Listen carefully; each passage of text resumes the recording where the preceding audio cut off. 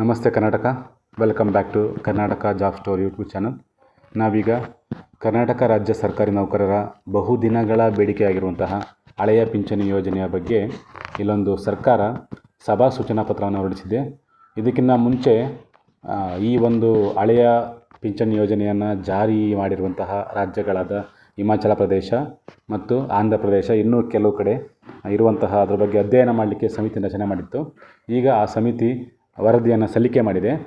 ದಿನಾಂಕ 12 ಆಗಸ್ಟ್ 2025ರಂದು ಸಂಜೆ 4 ಗಂಟೆಗೆ ಸರ್ಕಾರದ ಅಪರ ಮುಖ್ಯ ಕಾರ್ಯದರ್ಶಿ ಮತ್ತು ಅಭಿವೃದ್ಧಿ ಆಯುಕ್ತರು ಇವರ ಅಧ್ಯಕ್ಷತೆಯಲ್ಲಿ ಕೊಠಡಿ ಸಂಖ್ಯೆ 306 3ನೇ ಮಹಡಿ ವಿಧಾನಸೌಧ ಇಲ್ಲಿ ಈ ಒಂದು ಜಾರಿಯಲ್ಲಿರುವಂತಹ ರಾಷ್ಟ್ರೀಯ ಪಿಂಚಣಿ ಯೋಜನೆಯ ಬದಲಾಗಿ ಹಳೆಯ ಪಿಂಚಣಿ ಯೋಜನೆಯನ್ನು ಜಾರಿ ಮಾಡುವ ಸಾಧ್ಯತೆಗಳ ಬಗ್ಗೆ ಚರ್ಚೆ ಮಾಡಲಿಕ್ಕೆ ಸಭೆಯನ್ನು ಏರ್ಪಡಿಸಿದ್ದಾರೆ. ಈ ಸಭೆಯಲ್ಲಿ ಶ್ರೀ ರಮಣ್ದೀಪ್ ಚೌಧರಿ IAS ಆಫೀಸರ್ ಇವರ ಒಂದು ಅಧ್ಯಕ್ಷತೆಯಲ್ಲಿ ಹಳೆಯ ಪಿಂಚಣಿ ಯೋಜನೆ ಜಾರಿ ಇರುವಂತಹ ಹಿಮಾಚಲ ಪ್ರದೇಶದ ಅಲ್ಲಿ ರಾಜ್ಯಕ್ಕೆ ಭೇಟಿ ನೀಡಿ ಅಲ್ಲಿರುವಂತಹ ವರದಿಯನ್ನು ಅಧ್ಯಯನ ಮಾಡಲಿಕ್ಕೆ ಕಳಿಸಿದರು. ಅವರು ಕೂಡ ವರದಿಯನ್ನು ಸಲ್ಲಿಕೆ ಮಾಡಿದ್ದಾರೆ.